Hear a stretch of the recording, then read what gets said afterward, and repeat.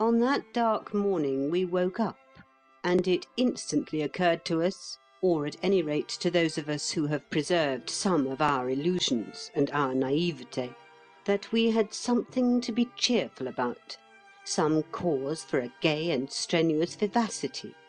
And then we remembered that it was New Year's Day, and there were those resolutions to put into force. Of course, we all smile in a superior manner at the very mention of New Year's resolutions. We pretend they are toys for children, and that we have long since ceased to regard them seriously as a possible aid to conduct. But we are such deceivers, such miserable moral cowards, in such terror of appearing naive, that I, for one, am not to be taken in by that smile and that pretence. The individual who scoffs at New Year's resolutions resembles the woman who says she doesn't look under the bed at nights. The truth is not in him, and in the very moment of his lying, could his cranium suddenly become transparent, we should see resolutions burning brightly in his brain, like lamps in Trafalgar Square. Of this I am convinced, that 19/20ths of us got out of bed that morning animated by that special feeling of gay and strenuous vivacity which resolutions alone can produce. And 19/20ths of us were also conscious of a high virtue, forgetting that it is not the making of resolutions, but the keeping of them, which renders pardonable the consciousness of virtue.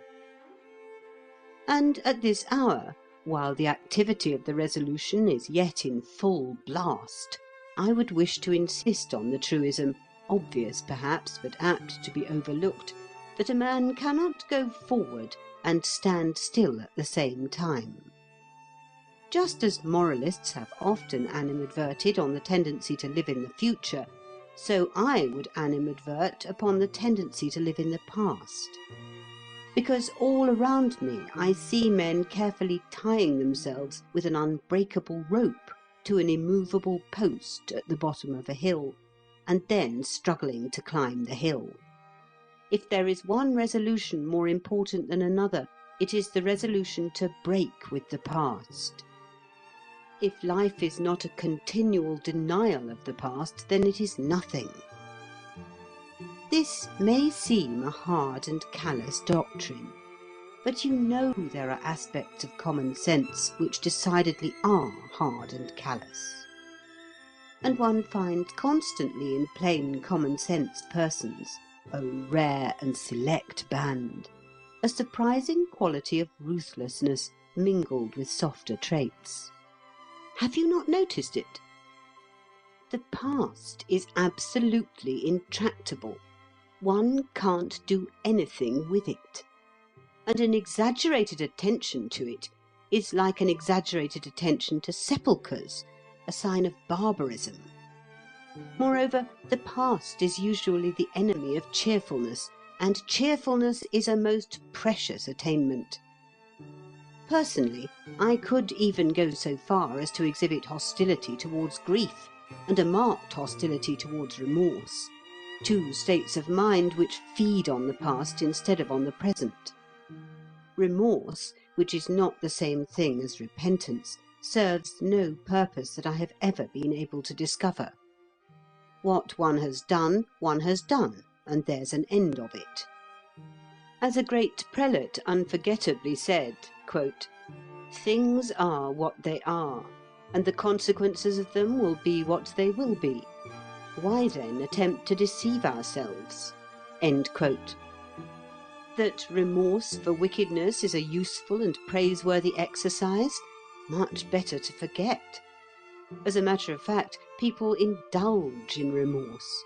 It is a somewhat vicious form of spiritual pleasure.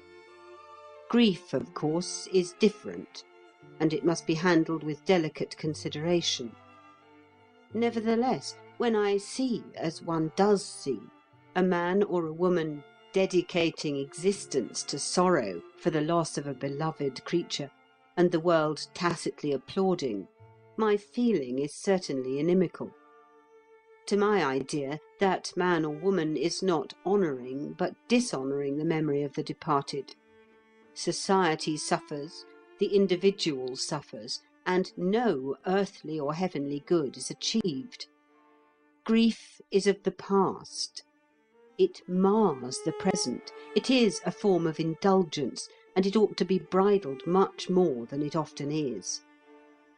The human heart is so large that mere remembrance should not be allowed to tyrannize over every part of it. But cases of remorse and absorbing grief are comparatively rare. What is not rare is that misguided loyalty to the past which dominates the lives of so many of us. I do not speak of leading principles, which are not likely to incommode us by changing. I speak of secondary yet still important things. We will not do so and so because we have never done it, as if that was a reason. Or we have always done so and so, therefore we must always do it, as if that was logic. This disposition to an irrational Toryism is curiously discoverable in advanced radicals, and it will show itself in the veriest trifles.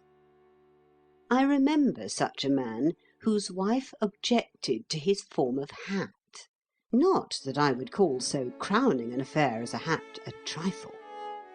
"My dear," he protested, "I have always worn this sort of hat. It may not suit me, but it is absolutely impossible for me to alter it now." However, she took him by means of an omnibus to a hat shop, and bought him another hat, and put it on his head, and made a present of the old one to the shop assistant, and marched him out of the shop. "There," she said, "you see how impossible it is." This is a parable, and I will not insult your intelligence by applying it. The faculty that we chiefly need when we are in the resolution-making mood is the faculty of imagination, the faculty of looking at our lives as though we had never looked at them before, freshly, with a new eye.